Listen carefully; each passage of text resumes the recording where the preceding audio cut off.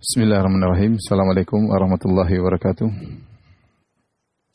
Alhamdulillahi ala ihsanih wa syukru lahu ala taufiqihi wa amtinani wa asyhadu an la ilaha illallah wahdahu la syarika lahu ta'ziman li sya'ni wa asyhadu anna Muhammadan abduhu wa rasuluhu ila ridwanih. Allahumma salli alaihi wa ala alihi wa sahbihi wa ikhwanih. Para pemirsa yang dirahmati Allah Subhanahu wa taala, pada kesempatan kali ini kita melanjutkan bahasan kita dari tafsir surat Al-Kahf atau surat Al-Kahfi yang biasanya kita sampaikan di Masjid Al-Azhar Sumarekon di Bekasi. Dan kita sudah pada pertemuan ke-9, ini pertemuan ke-10 atau pertemuan ke-9 ya. Dan sekarang kita masuk pada ayat ke-71 melanjutkan tentang kisah pertemuan antara Nabi Musa alaihissalam dengan Nabi Al-Khadir alaihissalam. Allah Subhanahu wa taala berfirman, "Fantalaqa hatta idza rakiba fis safinati kharaqaha."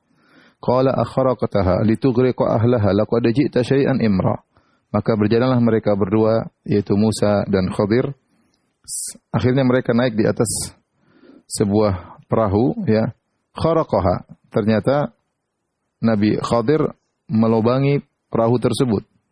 Ketika Nabi Musa melihat Nabi Khadir melubangi perahu tersebut, Nabi Musa mengingkari. Qala akharaqtaha litughriqa ahlaha. Apa kau melubangi perahu ini atau kapal ini dalam rangka untuk sehingga nanti para penumpangnya tenggelam? Laqad ji'ta syai'an imra, sungguh kau telah melakukan perbuatan yang buruk. Qala alam aqul innaka lan tastati'a ma'iya sabra. Khadir menjawab, bukankah aku telah berkata engkau tidak sabar denganku? Musa mengatakan, qala la tu'akhidni bima nasid. Jangan kau hukum aku karena kelupaanku. Aku lupa. Wala turhiqni min amri usra. Jangan kau repotkan aku dengan perkara yang berat, ya. Jangan kau bani aku dengan perkara yang berat. Taib, ini kisah sebelumnya telah kita sebutkan bahwasanya Nabi Musa alaihissalam berjalan dengan Yusha bin Nun muridnya sampai akhirnya mereka menyusuri pantai dan akhirnya ketemu dengan Nabi Khadir. Setelah itu Allah menyebutkan tentang Musa dan Khadir saja. Fantalaqa, maka mereka berdua berjalan. Kemana Yusha bin Nun? Kemana perginya Yusha bin Nun? Ada yang mengatakan Yusha bin Nun bersama mereka, namun tidak disebutkan oleh Allah karena fokus pembicaraan adalah antara Musa dengan Khadir. Ada yang mengatakan Yusha bin Nun disuruh pulang oleh Nabi Musa alaihissalam, balik ke Bani Israel. Sehingga yang tersisa adalah Nabi Musa dan Nabi Khadir. Ada yang mengatakan Nabi Yusha bin Nun disuruh tunggu. Sudah, tunggu sampai sini, sampai Musa kembali setelah bertemu dengan Nabi Khadir. Intinya, fokus pembicaraan kepada Nabi Musa dan Nabi Khadir. Disebutkan bahwasanya keduanya, ya, dalam riwayat Rasulullah SAW bersabda, "Fantalaqal Khadiru wa Musa yamshiyani ala sahilil bahr."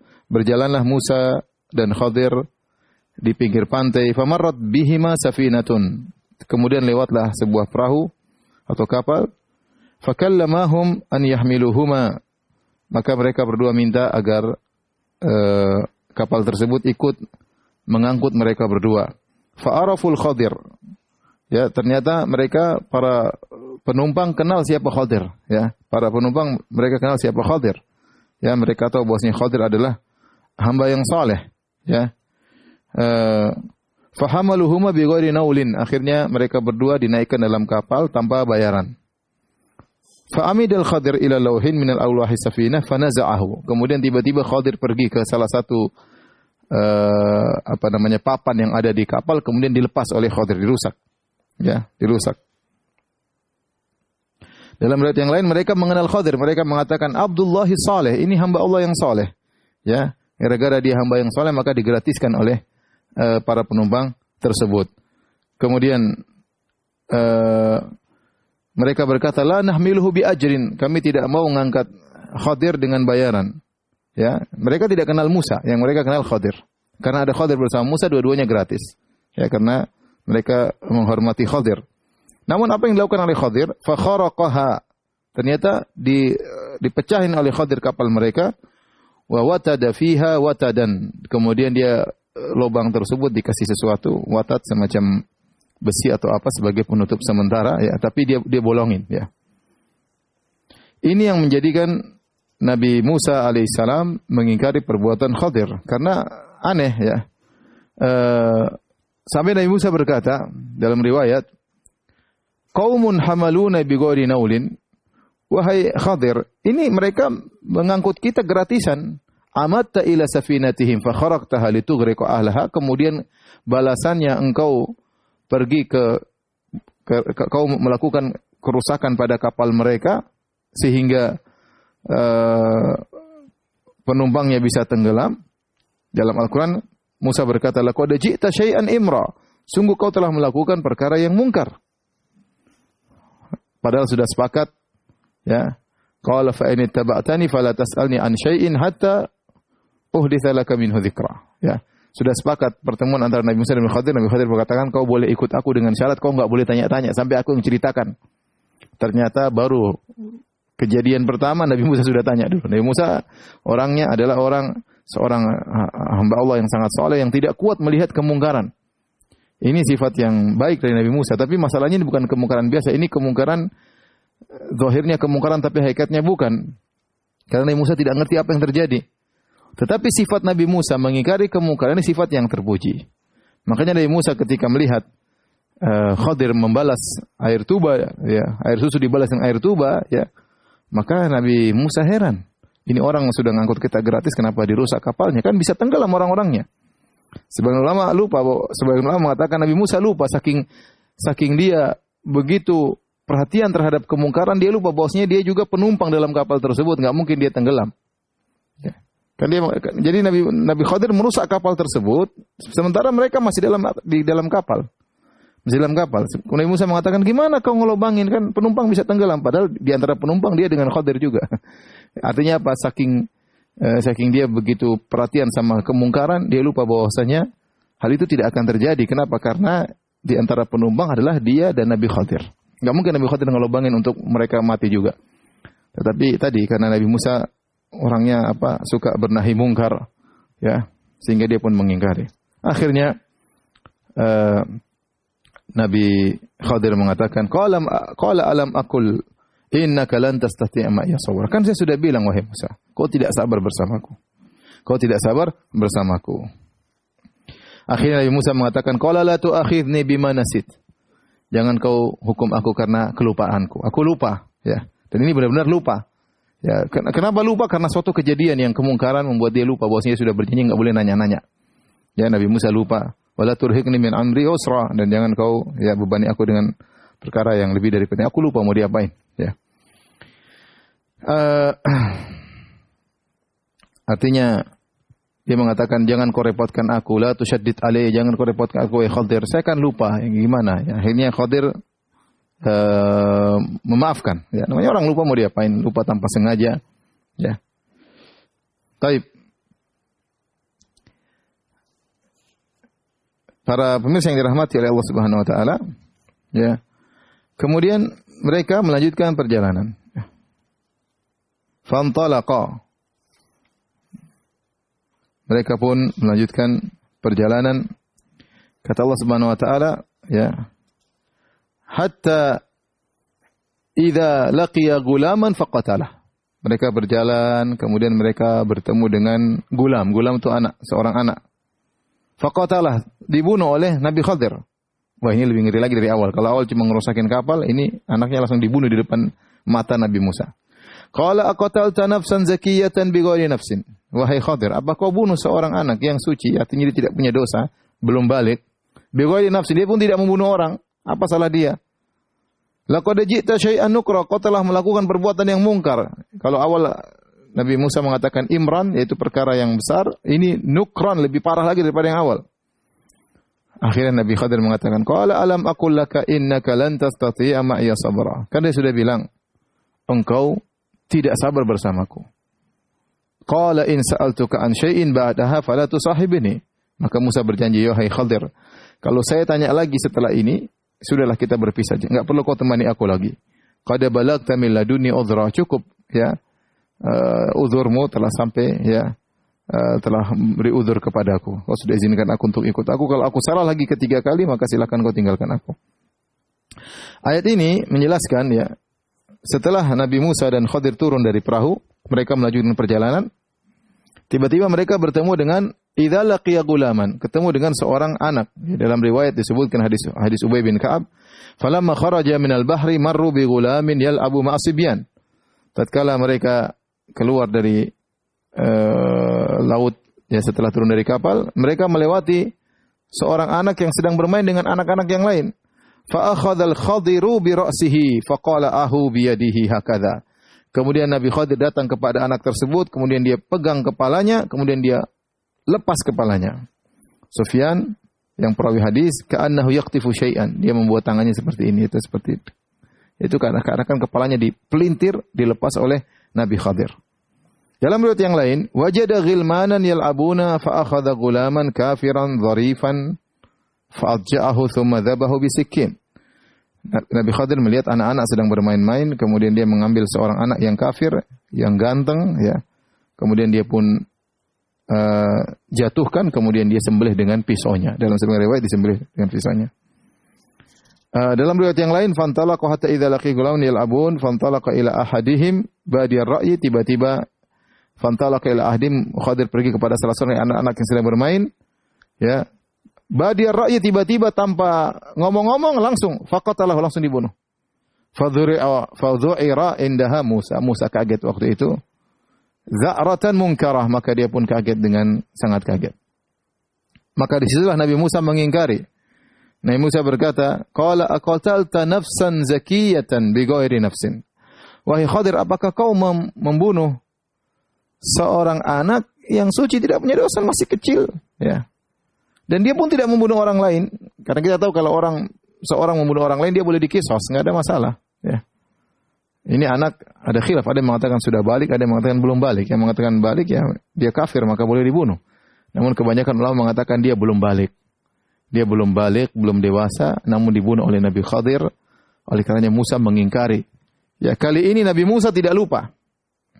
Nabi Musa dia ingat bahwasanya dia tidak boleh nanya-nanya sama Khadir apa yang dilakukan oleh Khadir. Tetapi karena gairah dia, semangat dia untuk mengingkari kemungkaran, dan kemungkaran ini berbeda dengan sebelumnya. Sebelumnya hanya mecahin kapal. Ya, ini parah, disembelih di depan Nabi Musa. Nabi Musa orang kuat, orang hebat, ya, jago, kemudian melihat kemungkaran depan matanya. Dia tidak bisa berbuat apa, makanya dia mengingkari. Dia tidak lupa bahwasanya tidak boleh bertanya, tapi dia tetap bertanya karena tidak kuasa melihat kemungkaran di hadapan matanya.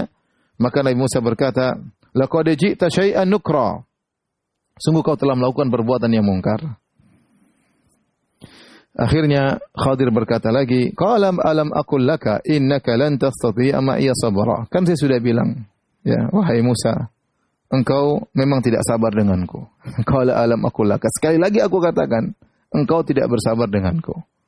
Akhirnya Nabi Musa tahu dia salah, ya. Nabi Musa berkata, qala in sa'altuka an syai'in ba'daha fala tusahibni. Kalau memang saya tanya lagi, sudah kau tidak usah nemani aku lagi. Qad balagta min ladunni uzra. Yaitu sudah waktunya uzur engkau meninggalkan aku. Uzurmu sudah full. Artinya kau sudah kasih kesempatan banyak. Saatnya kau meninggalkan aku, enggak ada masalah. Kalau saya bertanya sekali lagi, yang ketiga kali.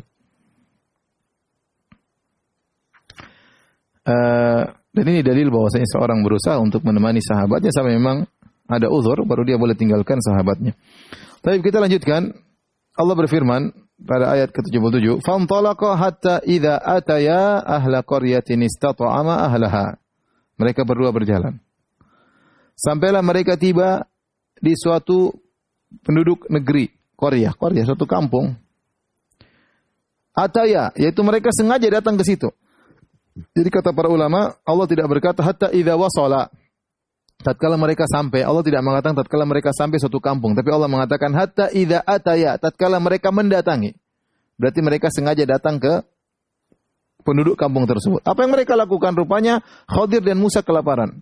Istata'ama ahlaha, mereka berdua minta makan dari penghuni kampung tersebut.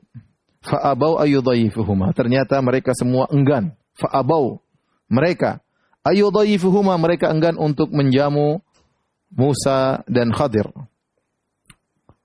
Fawajada fiha jidaran yuridu an yanqadha fa aqama. Tatkala mereka hendak keluar dari kampung, mereka mendapati ada suatu dinding ya, dinding tersebut miring, dinding tersebut begini tapi miring. Ada yang mengatakan dindingnya panjang, terus miring begini mau jatuh. Kalau orang lewat di bawah khawatir kejatuhan dinding tersebut. Ya. Fa aqama, maka Khadir melihat dinding yang miring tersebut dia luruskan biar tidak jatuh. Jadi dia miring begini mau jatuh dia luruskan. Musa heran. Qala law syi'ta lattakhadhta alaihi ajra. Musa berkata alaihissalam, kalau kau berkehendak kau bisa minta upah dari mereka. Artinya upah bisa kita buat makan, mereka menolak untuk menjamu kita, terus kau perbaiki dinding mereka tanpa minta upah. Dan ini diingkari lagi. Ini adalah pertanyaan berikutnya yang ketiga. Maka sudah selesai uzurnya Nabi Musa alaihissalam. Khadir berkata, hadza firaqu baini wa bainik. Inilah perpisahan antara aku dengan engkau, wahai Musa. Sa'unabbi'uka bita'wili ma lam tastati' alaihi sabra. Aku akan menjelaskan ya apa sebab aku melakukan ini semuanya yang engkau tidak sabar untuk melihatnya. Perhatikan di sini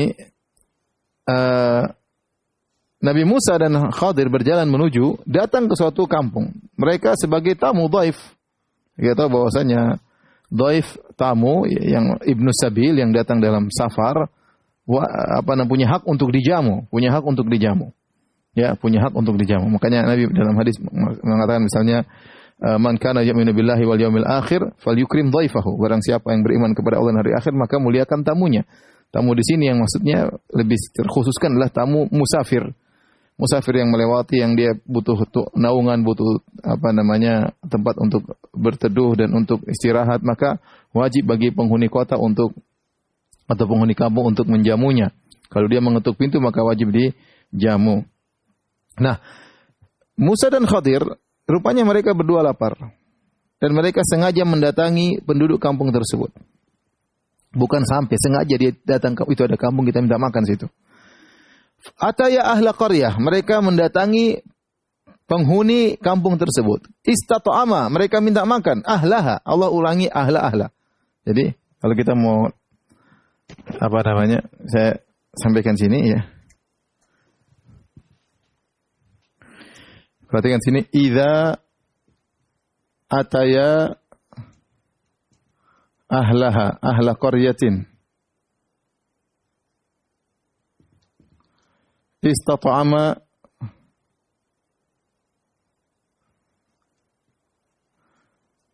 ahlaha fa'abau an yudayyifuhuma fa'abau an yudayyifuhuma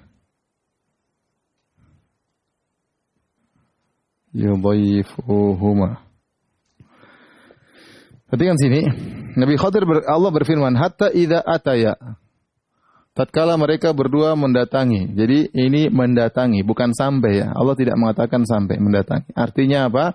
Khadir dan Musa sama-sama sengaja mendatangi penduduk suatu kampung. Penduduk suatu kampung, qaryatin. Istata'ama, mereka berdua minta makan. Mereka berdua rupanya lapar. Minta makan karena mereka tahu mereka tamu punya hak untuk dijamu. Apalagi tamu tersebut musafir ya, karena Nabi Musa Nabi Khadir tahu bahwasanya mereka tamu dan mereka minta hak dhaif ya, yaitu meminta hak dhaif. Ini dibahas oleh para ulama. Dhaif tamu musafir. Istatama ahlaha. Perhatikan di sini ini dijelaskan dengan luar biasa oleh Al-Alusi. Kenapa Allah tidak mengatakan istata'amahum? Kenapa ahal di sini tidak diganti dengan domir hum yang artinya mereka? Tetapi Allah mengulangi lafal ahal. Ya, tetapi Allah mengulangi lafal ahal.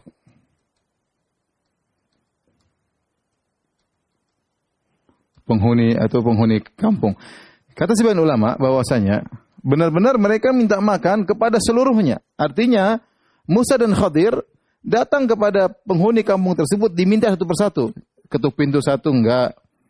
Ketuk pintu kedua tolak. Ketuk pintu ketiga. Taruhlah di kampung tersebut ada 50 zaman dahulu ya, mungkin kecil ya. Artinya mungkin ada 50 rumah. Ketuk satu-satu. Minta hak sebagai dhaif. Ketuk ditolak.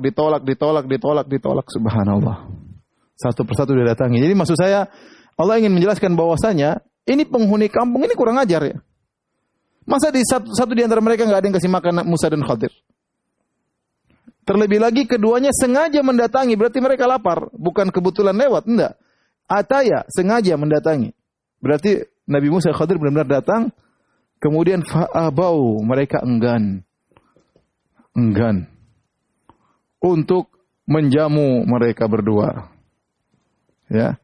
Kata para ulama, di antara aib dahulu orang-orang Arab menganggap suatu aib tidak menjamu orang.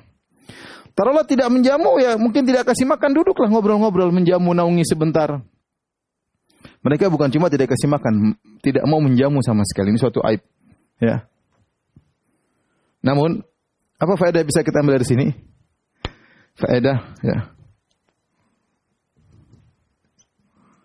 Pertama, ya, jangan sedih. Seorang yang soleh, jika tidak dihormati orang.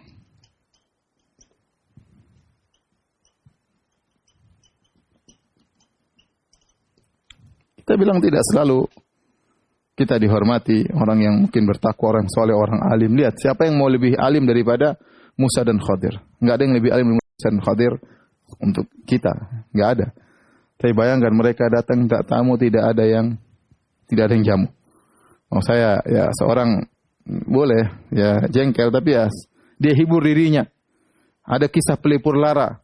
Apa kisahnya? Khadir Musa minta dijamu, enggak dijamu. Itu kalau Musa dan Khadir tidak dijamu, apalagi kita siapa? Ya. Ini pelipur lara. Kata para ulama, lihatlah Musa dan Khadir minta dijamu dan tidak dijamu. Ini kurang ajar mereka ini.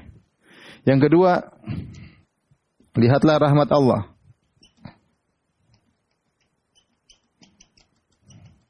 Kenapa? Mereka ini tidak menjamu Nabi Khadir, tidak menjamu Nabi Musa, tapi Allah tidak turunkan azab kepada mereka. Bahkan Allah menugaskan Nabi Khadir untuk memperbaiki salah satu tembok yang ada di kampung tersebut yang mau jatuh. Ya seharusnya mereka layak untuk diazab. Gimana Nabi 2 orang datang tidak di ini ya. Tapi ya begitulah. Allah rahmat kepada mereka, bahkan Nabi Khadir memperbaiki tembok yang ada di situ. Inilah ya yang membuat Nabi Musa heran kalau ada tembok mau jatuh, kemudian Nabi Khadir luruskan, mau jatuh begini luruskan. Maka Nabi Musa berkata, "Qala law syi'ta latakhadhta 'alaihi ajra." Kenapa kau tidak ngambil upah? Ya artinya tadi yang sebelumnya air susu dibalas dengan air tuba, sekarang air tuba dibalas dengan air susu. Aneh. Ya mereka sudah pelit sama kita, tidak jamu kita, kan bisa kita mau perbaiki minta upah supaya kita bisa makan. Sekarang mereka berbuat buruk, malah kau balas dengan kebaikan. Ini semua membuat Nabi Musa heran. Ya. Akhirnya ini menjadikan Khadir harus berpisah dengan Nabi Musa. Qala hadza firaqu baini wa bainik, sa'unabbi'uka bi ta'wili ma lam tasti alaihi sabra. Ya, inilah perpisahan antara aku dengan engkau. Aku akan kabarkan sebab apa semua yang aku lakukan ini, ya tentu ada sebabnya, akan aku jelaskan kepada engkau. Ya. Baik. Kemudian mulailah Nabi Khadir menjelaskan. Dari pertama, kata Nabi Khadir dalam ayat ke-79, "Amma as-safinatu fakanat limasakin ya'maluna fil bahri fa aradtu an a'ibaha wa kana wara'ahum maliku ya'khudhu kulla safinatin ghasba." Kata Nabi Khadir, adapun perahu, sungguhnya kapal-kapal tersebut atau perahu tersebut milik orang-orang miskin yang mereka bekerja di lautan. Fa'aratu na'ibaha, dan aku ingin merusaknya. Wa kana wara'ahu malikun ya'khudhu kulla safinatin ghasba. Ternyata di belakang mereka ada raja yang suka merampas perahu-perahu yang bagus atau kapal-kapal yang bagus, maka lebih baik saya rusakin. Lebih baik saya rusakin supaya apa? Supaya tidak dirampas oleh raja. Ya, tidak dirampas oleh raja. Ini sebab yang pertama. Oh, Musa paham. Ternyata di balik ini ada maslahat. Ya, kalau seandainya tidak dirusakkan kapal tersebut, kapal ini nanti akan dirampas oleh raja. Padahal mereka sudah miskin, hanya punya harta mungkin kapal tersebut, kemudian dirampas lagi sama raja yang zalim. Mending dirusakin. Jadi kalau raja lewat periksa-periksa kapal yang bagus diambil, kapal jelek tidak diambil. Sehingga kapal ini tidak diambil. Dan ini menunjukkan Khadir membalas kebaikan dengan kebaikan. Mereka naik kapal gratisan, maka dibalas dengan perbuatan Khadir yang merusak kapal tersebut supaya kapal tersebut selamat. Dan ini yang Musa tidak tahu sebelumnya, makanya Musa baru sadar. Yang kedua, kenapa Khadir membunuh anak tersebut? Wa ammal gulamu fakana abawahu mu'minaini fa khashina ayyurikahuma tughyanan wa kufra. Ya, adapun anak yang saya bunuh tersebut, maka kedua orang tuanya adalah orang tua yang mukmin.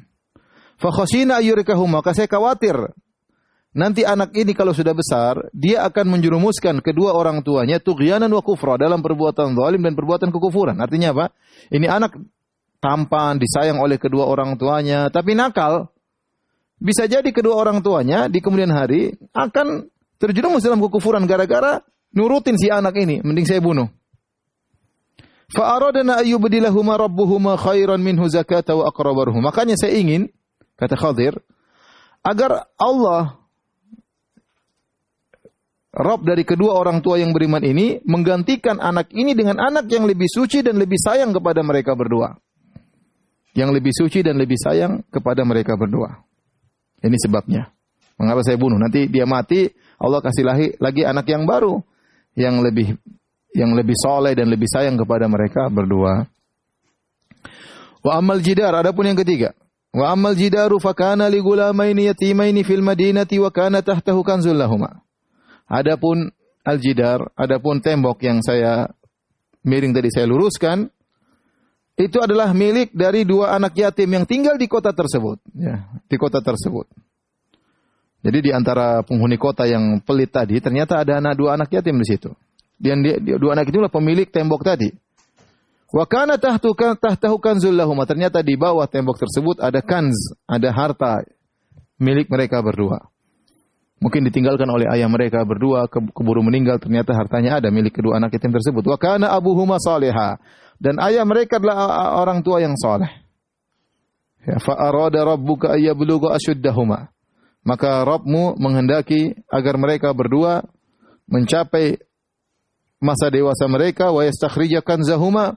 Kemudian kalau mereka berdua sudah dewasa, mereka mengeluarkan harta tersebut dari bawah tembok tersebut, rahmatan min rabbik, sebagai bentuk rahmat dari Rabbmu. Wa ma fa'altuhu an amri, dan aku tidak mengerjakannya ya dengan perintahku sendiri ya, tetapi atas perintah Allah Subhanahu wa taala. Dzalika ta'wilu ma lam tasti' alaihi sabra. Itulah sebab pada perkara-perkara yang kau lihat yang kau tidak sabar terhadapnya. Inilah sebabnya, ternyata rahasianya kenapa Nabi Khadir melakukan perbuatan-perbuatan yang kelihatannya aneh, ternyata ada hikmah di balik itu. Tapi kita akan menyebutkan banyak faedah ya, dari ayat-ayat yang tadi sudah kita bacakan ya. Di antaranya para pemirsa yang dirahmati oleh Allah Subhanahu wa taala ya.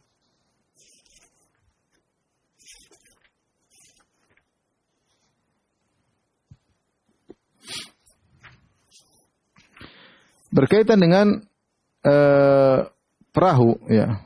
Kata Allah Subhanahu wa taala, "Wa amma safinatu fakanat limasakina ya'maluna fil bahr." Adapun perahu tersebut adalah milik orang-orang miskin yang bekerja di laut. Ya. Jadi ternyata orang miskin itu masih lebih mending daripada fakir, kata para fuqaha. Miskin bisa jadi punya kerja seperti mereka punya kapal, mereka punya perahu, tapi mereka miskin. Perahu tersebut ternyata penghasilannya tidak mencukupi kebutuhan mereka sebulan misalnya. Ya, mereka punya pekerjaan. Ada yang mengatakan ini perahu-perahu sewaan, tapi yang benar zahirnya ayat bahwa ini adalah kapal-kapal ini milik orang-orang miskin. Allah mensifati mereka dengan miskin padahal mereka bekerja. Allah mensifati mereka dengan miskin padahal mereka bekerja. Oleh karenanya, tidak semua orang miskin adalah orang yang minta-minta. Perhatikan di sini. Bisa jadi orang miskin kerja tapi dia penghasilan tidak cukup. Ya. Makanya Allah mengatakan lisa'ili wal mahrum. Di antara orang-orang yang membutuhkan adalah orang yang minta-minta dan ada orang yang tidak minta-minta. Biasanya dia bekerja, mungkin dia bekerja pakai dasi, mungkin dia stylenya oke, tapi ternyata dia miskin. Maka kita kalau tahu ada saudara kita yang mungkin bekerja tapi penghasilan enggak cukup, tetap kita bantu. Tidak harus yang kita bantu yang minta-minta, tidak harus. Ya. Ada di antara orang-orang yang disangka mereka kaya, ternyata mereka tidak mampu. Bahkan mereka bekerja. Lihat orang miskin, mereka bekerja. Mereka punya kapal, mereka kerja, tapi penghasilan tidak cukup. Apa itu miskin? Miskin definisinya adalah seorang yang bekerja, tetapi penghasilan tidak mencukupi kebutuhannya. Misalnya dia kerja sebulan gajinya misalnya 3 juta. Ternyata keperluannya 5 juta. Ya, kenapa 5 juta? Ya mungkin anaknya banyak, mungkin apa, mungkin harus bayar ini, bayar anu, punya orang tua harus ditanggung. Atau mungkin dia gaji 4 juta, tapi kebutuhan 5 juta. Dia masih miskin. Selama kebutuhannya, gajinya tidak atau penghasilan tidak memenuhi keperluannya, maka dia digolongkan miskin. Ya. Adapun fakir kata para ulama, yaitu yang penghasilannya kurang dari setengah. Misalnya kebutuhan dia 5 juta, ternyata penghasilannya 2 juta. Ini fakir. Penghasilannya kurang dari setengah dari kebutuhannya, kurang dari setengah kebutuhannya. Adapun kalau gajinya 2,5 juta ke atas, 3 juta, 4 juta, sementara keperluannya 5 juta, maka digolongkan miskin. Dan dua-duanya berhak untuk mendapat zakat. Dan dua-duanya berhak untuk kita bantu. Dan ingat, saya katakan tadi, namanya miskin, orang perlu kita bantu, tidak harus minta-minta. Allah mengatakan lisa'ili wal mahrum. Ada yang minta-minta, ada yang tidak minta-minta. Perhatikan dua-duanya. Ya, makanya dikatakan, orang yang bersedekah yang sungguhnya bukan yang didatangi, diketuk pintunya oleh orang peminta-minta, tapi dia datang kepada orang, dia mengetuk pintu orang tersebut. Orang yang susah. Dia berusaha mencari siapa orang sudah ketuk pintunya, dia kasih. Sehingga tetap menjaga harga dirinya dan dia berikan kepada orang tersebut. Taib. Dan ini juga dalil bahwasanya boleh seorang mengolah harta orang lain meskipun tanpa izinnya demi kemaslahatan harta tersebut. Lihat Nabi Khadir alaihissalam, dia bertasarruf, yaitu dia mengambil tindakan terhadap harta orang demi kemaslahatan orang tersebut meskipun tanpa izin. Mungkin kalau dia minta izin, saya ingin bolongin kapal, mungkin mereka tidak terima, maka dia bolongin aja, enggak ada masalah. Karena dia tahu bahwa ini maslahat.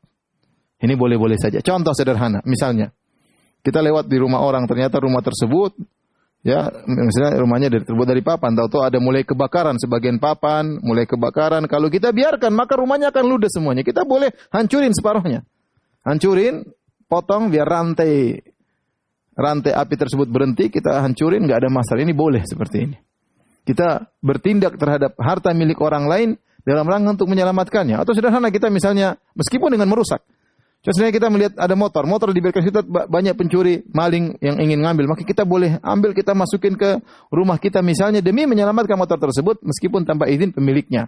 Ini dalam syariat Islam boleh, karena Islam dibangun di atas maslahat. Tidak ada masalah. Kemudian di antara faedah yang bisa kita ambil dari ini bahwasanya boleh menempuh kemudaratan yang ringan dalam rangka menolak kemudaratan yang besar. Yang dalam kaidah disebut irtikabu akhafid dararain, itu menempuh kemudaratan yang ringan dalam rangka untuk menolak kemudaratan yang lebih besar. Dalilnya banyak. Di antaranya ini. Tidak ada jalan lain kecuali 2 pilihan. Kalau ada pilihan ketiga alternatif yang tidak ada kemudaratan, maka itu yang kita tempuh. Tetapi kalau ternyata pilihan cuma 2, dua-duanya mudarat, maka pilihlah mudarat yang paling ringan. Pilihlah mudarat yang paling ringan. Ya contohnya ini, Nabi Khadir di depan dia cuma 2. Ini kapal dirusak supaya tidak diambil atau tetap diambil oleh sang raja. Maka dia milih lebih baik dirusak, mudaratnya lebih kecil, daripada kapal tersebut diambil oleh raja yang zalim, mudaratnya lebih besar bagi orang-orang miskin tersebut. Ya, ini dalilnya banyak. Di antaranya seperti Nabi SAW melihat orang Badui kencing di masjid, maka Nabi SAW biarkan dia kencing di masjid.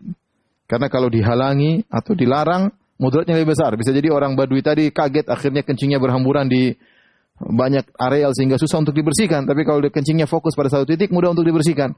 Maka waktu para sahabat sohu, mereka berteriak ingin menghentikan orang Badui tersebut, kata Nabi SAW, da'uh, biarin dia kencing, biarin. Kencing pada satu titik.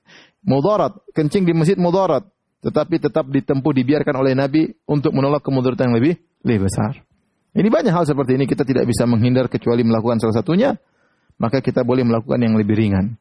Lain halnya dengan kalau ada alternatif lain boleh, ya.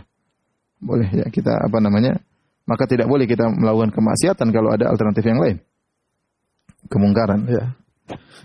Ini banyak seperti misalnya dalam hal-hal yang lain. Saya tidak ingin panjang lebar, tapi intinya demikian, ya. Boleh menempuh kemudaratan yang ringan dalam rangka untuk menolak kemudaratan yang lebih besar. Kemudian di antara faedah dari kisah ini, Allah Subhanahu wa taala berfirman tentang wa amal gulamu, adapun anak yang dibunuh oleh Nabi Khadir. Nabi Khadir datang, lihat kepalanya diperateli, dalam riwayat disembelih, ya, di depan Nabi Musa, ya. Maka apa kata Nabi Khadir? Fakana abawahu mu'minaini. Kedua orang tuanya mukmin. Fa khashina yurhiqahuma tughyanan wa kufra. Kami khawatir bahwasanya ini anak menjerumuskan kedua orang tuanya ke dalam kekufuran dan kezaliman. Ini dalil bahwasanya pengaruh anak terhadap orang tua besar. Benar, pengaruh orang tua terhadap anak besar, pengaruh anak terhadap orang tua juga besar, terutama jika ternyata kedua orang tua sangat sayang kepada anaknya. Ya. Terpengaruh dengan anaknya bisa. Jadi bisa terjadi orang tua mempengaruhi anaknya dalam hadis kullu maulidin yuladu al-fitrah fa abawahu yuwahidani aw yunassirani wa majusanihi.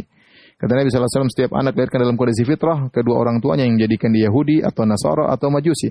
Tapi sebaliknya bisa jadi anak menjerumuskan kedua orang tua dalam kemaksiatan, dalam kekufuran dan yang lainnya. Ini kemungkinan besar karena begitu sayangnya kedua orang tua kepada anak.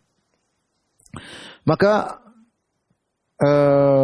Nabi Khadir berkata, fa aradna an yubdilahuma rabbuhuma khairan minhu zakata. Maka kami ingin agar Rabb mereka berdua, Rabb kedua orang tua yang mukmin ini menggantikan anaknya. Jadi saya bunuh anak ini agar diganti dengan anak yang khairan minhu, lebih baik daripada anak yang saya bunuh. Zakatan wa aqraba ruhma, yang lebih suci dan lebih rahmat, lebih sayang kepada kedua orang tuanya. Itu lebih berbakti kepada kedua orang tuanya. Ini dalil bahwasanya di antara bentuk berbakti adalah sayang. Semakin seorang sayang kepada kedua orang tuanya, berarti dia semakin dicintai oleh Allah. Itu lebih baik, ya. Apa tanda kita bakti kepada orang tua? Buktinya kita sayang sama orang tua. Wa aqraba ruhma, kata Allah.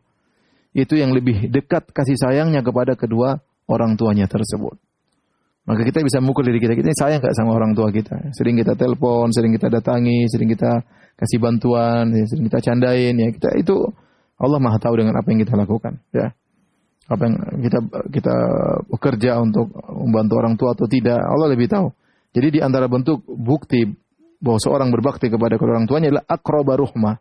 Itu sangat sayang, lebih sayang kepada kedua orang tuanya. Lihat anak-anak mana yang lebih sayang kepada orang tuanya, maka itu yang lebih berbakti daripada yang lainnya. Baik, kita lanjutkan. Adapun faedah berikutnya, wa ammal jidaru, adapun dinding. Fakana li gulamaini yatimaini fil Madinah. Dinding tersebut adalah milik dua anak yatim yang tinggal di kota tersebut. Sebelumnya saya ingin sampaikan juga bahwasanya di antara faedah kata para ulama tentang Nabi Khadir membunuh anak ini. Anak ini dibunuh yang tanpa dosa, kalau istilahnya tanpa dosa, dia suci kemudian dibunuh sehingga akhirnya Allah menggantikan dengan anak yang lebih saleh. Kata Ibnu Qayyim rahimahullahu taala, jika Anda tidak bisa paham tentang hikmah terjadinya musibah, renungkanlah ayat ini. Kadang Allah memberikan musibah, kita nggak ngerti apa maksudnya dari Allah. Karena ujian dari Allah Subhanahu wa ta'ala. Kita nggak ngerti kenapa Allah kasih musibah demikian. Maka renungkanlah kisah-kisah ini, bagaimana Khadir membunuh anak ini. Anak yang sangat dicintai oleh dua orang tuanya. Ya, buah hati kedua orang tuanya. Ya, buah hati kedua orang tuanya. Ternyata dicabut nyawanya oleh Allah Subhanahu wa ta'ala melalui Nabi Khadir yang membunuh kedua anak tersebut. Tentu orang tuanya akan bersih. Ternyata hikmahnya apa? Hikmahnya Allah memberikan anak yang baru yang lebih sayang. Maka kalau kita ditimpa dengan musibah, kita selalu memikirkan hal yang positif. Kita nggak tahu apa yang terjadi. Contoh, seorang kehilangan anaknya. Jelas ini suatu hal yang sangat menyedihkan. Mungkin anaknya umur 20 meninggal, atau anaknya umur 15 meninggal, atau masih kecil meninggal. Kita husnuzon saja. Kita nggak tahu Allah sayang kepada kita atau sayang kepada anak ini. Kita nggak tahu kalau anak ini besar, mungkin menjerumuskan kita dalam kesalahan. Anak ini besar, bisa jadi dia bermaksiat kalau sudah besar, mending meninggal sekarang dia masih soleh misalnya. Kita nggak tahu. Kita nggak tahu anak ini besar mungkin cacat, kita nggak mampu untuk mengurusnya. Kita nggak tahu. Allah tahu kita tidak kuat untuk menghadapi ujian ini, maka Allah cabut nyawa anak kita. Misalnya, ini sederhana, artinya kita positive thinking tatkala dikasih musibah. Ya. Saya sering sampaikan, misalnya ada seorang punya mobil, kemudian mobilnya tabrakan atau dicuri atau yang lainnya, kita husnudzon aja. Kalau seandainya kita memiliki mobil itu, terus mungkin kita tabrakan, kita yang meninggal gara-gara tabrakan, atau kita jadi sombong atau yang lainnya, atau kita dirampok sama orang, dibunuh kita dengan sekeluarga semuanya, mobil itu dicuri orang, mending dicuri orang daripada kita dipakai mobil itu di tengah jalan ternyata dirampok, kita dibunuh satu keluarga. Makanya selalu berhusnudzon. Memang sakit hati tatkala musibah menimpa. Oleh karena Ibnu Qayyim mengatakan, kalau kamu tidak bisa berpikir tentang akibat atau dampak baik dari musibah, pikirlah kisah ini. Bagaimana perasaan dua orang tua ini, anaknya dibunuh, meninggal. Mungkin dia sangat sedih, tapi ternyata di balik kesedihannya ada yang lebih baik. Yaitu Allah menggantikan anak yang lebih saleh. Tapi berikutnya, adapun dinding yang miring tersebut adalah milik dua anak yatim yang tinggal di kota tersebut. Yang di bawahnya ada harta, ya, harta. Wa kana abuhuma salihah. Ternyata ayah daripada dua anak yatim ini adalah ayah yang saleh. Sebenarnya mengatakan al-ab al-sabi', al-jaddu sabi', itu kakek yang nomor 7. Jadi ayahnya bin sampai 7. Subhanallah, Allah jaga 7 turunan. Kakeknya nomor 7 dulu, kakek yang soleh. Ternyata 7 turunannya dijaga oleh Allah Subhanahu Wa Taala. Dijaga oleh Allah Subhanahu Wa Taala. Ini dalil yang sangat kuat bahwasanya, ya, seorang kalau bertakwa kepada Allah Subhanahu Wa Taala, Allah akan menjaganya, bahkan menjaga anak-anaknya. Ya, kata Nabi Sallallahu Alaihi Wasallam, ihfadzillah yahfadzka. Jagalah Allah, maka Allah akan menjaga engkau. Di antara tafsiran para ulama, yaitu menjaga engkau, menjaga keluargamu, menjaga anak-anakmu, menjaga hartamu. Yang penting kamu menjaga Allah, itu menjaga perintah-perintahnya dan menjaga larangan-larangannya. Dimanapun engkau berada, ittaqillah haitsu ma kuntum. Bertakwalah kepada Allah dimanapun engkau berada. Maka jika kau menjaga Allah, Allah akan menjaga engkau. Oleh karena salah seorang salaf, kalau tidak salah Ibnu Musayyib rahimahullahu taala, dia perpanjang salat. Maka dia berkata kepada anaknya, saya sengaja perpanjang salat li'an uhfadza fika, agar Allah menjaga aku dengan menjaga engkau juga. Ya, artinya saya panjangkan salat demi engkau wahai putraku. Terkadang kita baca Al-Quran lama supaya apa? Supaya Allah menjaga kita dan menjaga anak kita. Ya, terkadang kita salat lama, anak kita mungkin main-main, tapi kita berusaha baca Quran lama, kita berusaha ibadah lama agar Allah menjaga anak kita, menjaga anak kita, agar anak kita tidak lebih parah misalnya. Ya, maka bayangkan ini, orang ini saking solehnya, sampai 7 turunan dijaga. Ini keturunan yang ke-7, hartanya dijaga oleh Allah Subhanahu Wa Taala. Sampai Allah mengutus Nabi Khadir untuk memperbaiki dinding tersebut. Allah kalau jika menghendaki sesuatu, Allah siapkan hayya al-asbab. Allah siapkan sebabnya. Allah ingin menjaga anak yatim ini yang mungkin tidak ada yang peduli dengan mereka berdua. Mungkin mereka miskin, ternyata mereka punya harta yang banyak. Allah kirim Nabi Khadir untuk datang ke negeri tersebut. Padahal Nabi Khadir minta makan ditolak oleh penduduk kampung tersebut. Tetapi ada dua anak itu yang harus dijaga. Maka Nabi Khadir memperbaiki dinding tersebut demi dua anak ini yang nyuruh siapa? Allah. Mama fa'altu an amri. Aku melakukannya bukan karena atas diriku, tapi perintah Allah Subhanahu Wa Taala. Ya. Ini penting bagi kita sebagai orang tua untuk kita bertakwa kepada Allah agar Allah menjaga keluarga kita, menjaga harta kita, menjaga anak-anak kita. Kemudian di antara faedah dari kisah ini bahwasanya Allah tatkala seorang soleh bertakwa kepada Allah, Allah tidak hanya memberikan faedah akhirat, bahkan Allah juga berikan faedah duniawi. Lihat sini, berkaitan dengan harta duniawi. Ya, bukan hanya saya sudah sampaikan pada kisah Nabi Yusuf alaihissalam, orang yang bertakwa kepada Allah bukan cuma Allah beri ganjaran akhirat saja. Ini bentuk suudzon kepada Allah.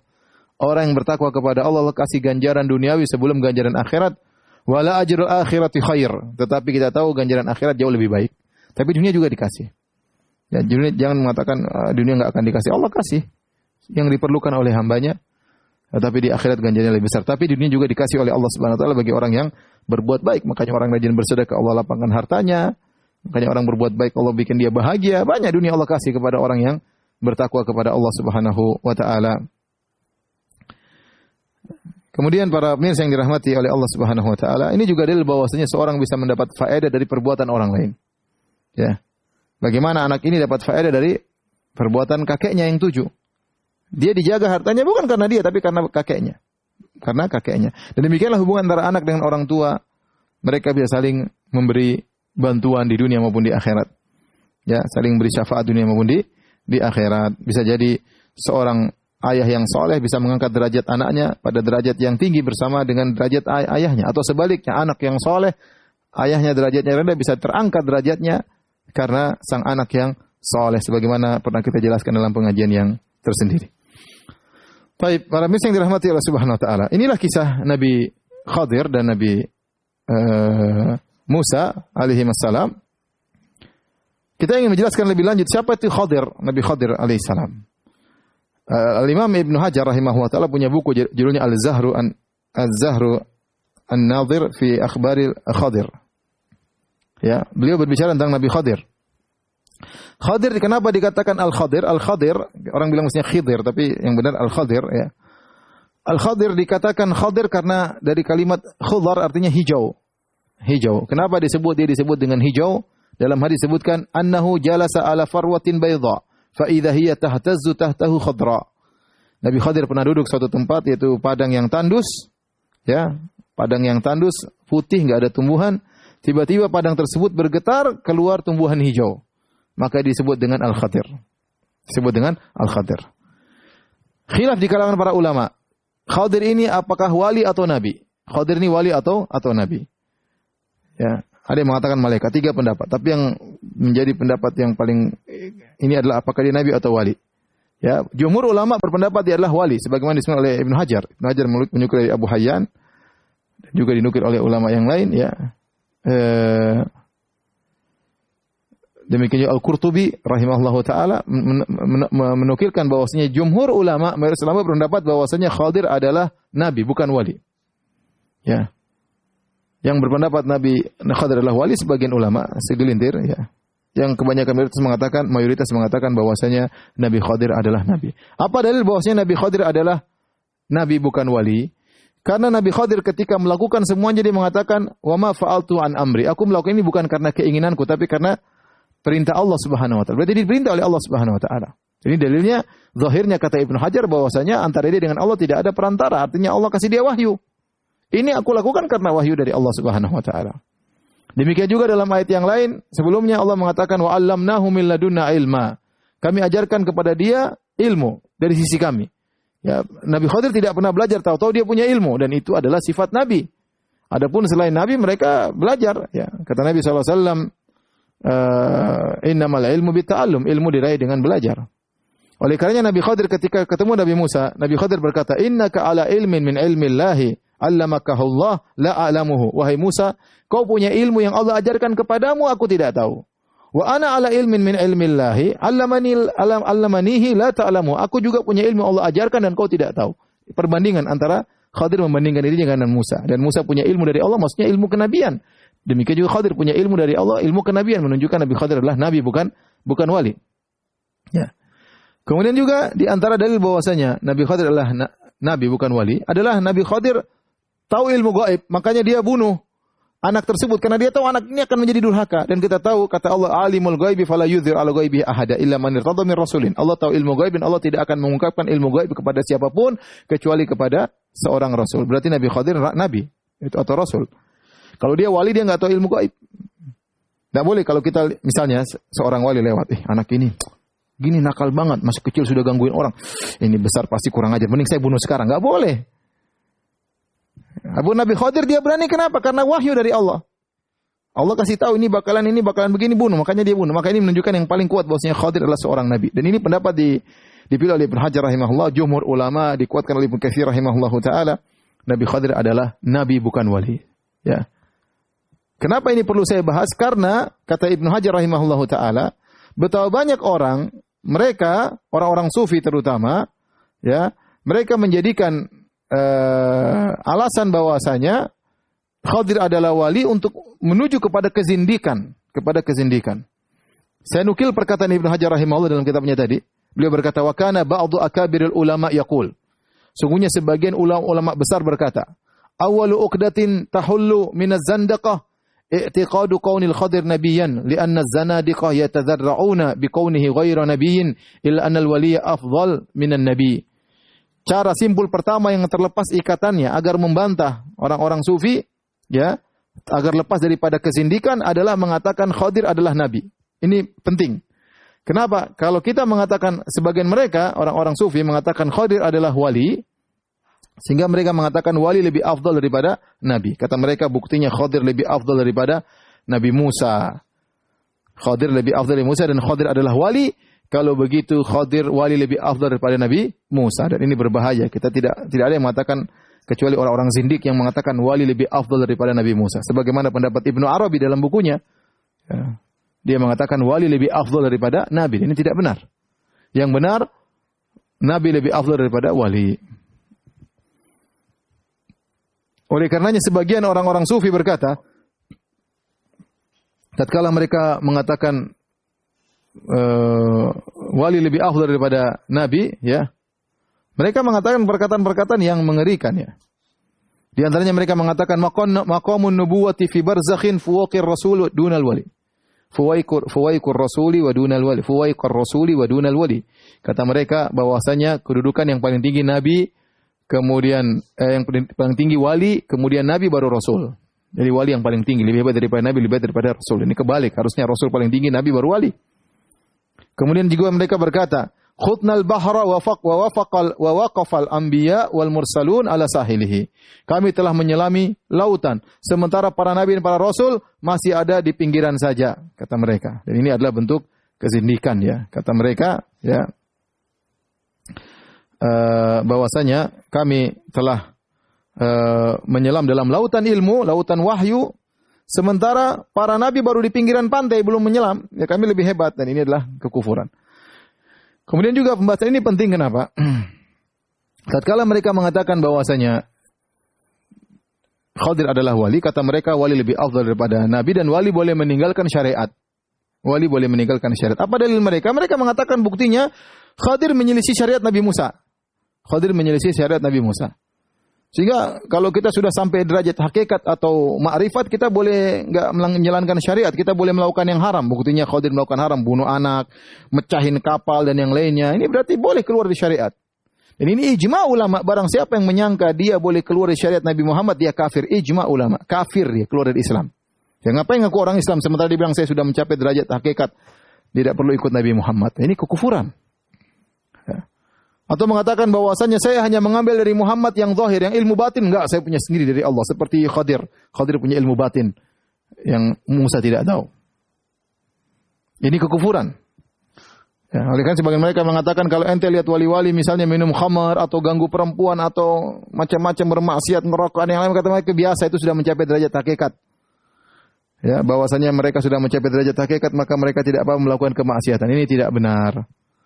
Bantahannya bagaimana? Bantahan pertama kita mengatakan, tidak bisa kita katakan Khadir keluar dari syariat Nabi Musa. Kenapa tidak bisa kita katakan Khadir keluar dari syariat Nabi Musa? Karena Nabi Khadir tidak diutus. Nabi Musa tidak diutus kepada Nabi Khadir. Ingat, Nabi Musa diutus kepada Bani Israel. Nabi Khadir bukan Bani Israel. Nabi Musa, Nabi Khadir tidak pernah ketemu sebelumnya. Nabi Khadir tidak harus ikut syariat Nabi Musa, karena Nabi Musa tidak diutus kepada Nabi Khadir. Nabi Khadir bukan umat Nabi Musa.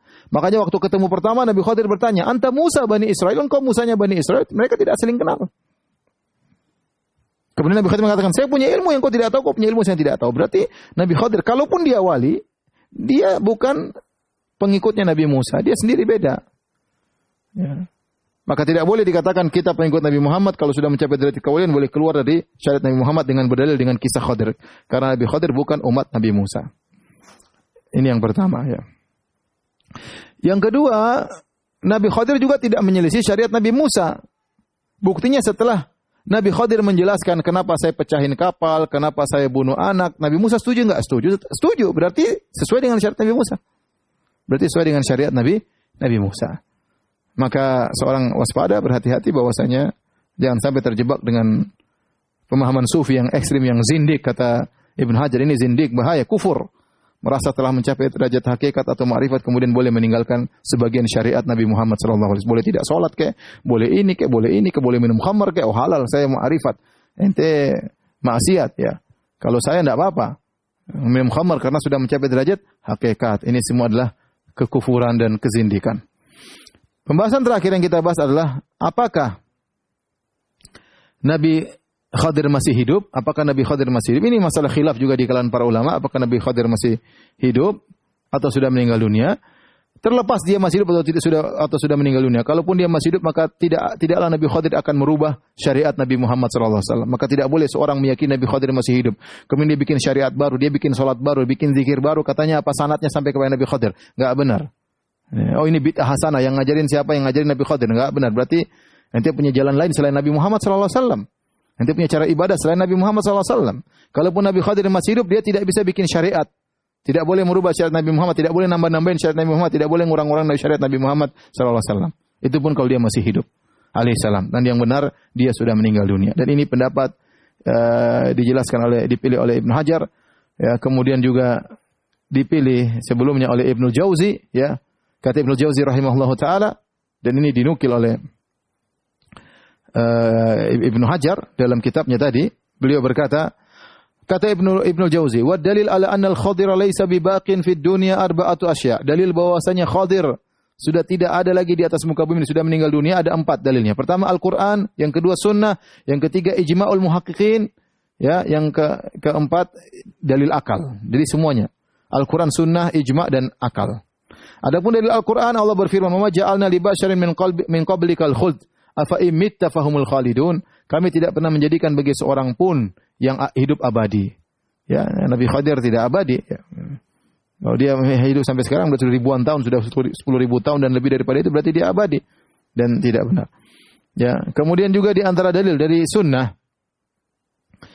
dan ini disampaikan oleh Imam Bukhari, pernah ditanya, apakah Nabi Khadir masih hidup? Kata Imam Bukhari, sudah meninggal. Dalilnya apa? Ya, Imam Bukhari waktu ditanya, apakah Nabi Khadir masih hidup? Kata Imam Bukhari, wa kaifa yakunu dzalik? Kok bisa dia masih hidup? Waqad qala Nabi sallallahu alaihi wasallam, Rasulullah SAW pernah bersabda, "Ara'aitakum lailatakum hadhihi fa inna ra'sa mi'ati sanatin minha la yabqa mimman huwa ala dhahril ardi ahadun." Mimman huwa ala dhahril ardi ahadun. Kata Nabi sallallahu alaihi wasallam, lihatlah kalian malam ini tidak ada orang yang masih hidup sekarang, 100 tahun lagi masih hidup, enggak ada. Nabi yang mengatakan di zaman Nabi pernah berkata, sekalian kalian lihat malam ini. Setelah malam ini sampai 100 tahun kemudian enggak ada lagi, setelah 100 tahun kemudian enggak ada orang hidup sekarang masih hidup setelah 100 tahun kemudian, enggak ada.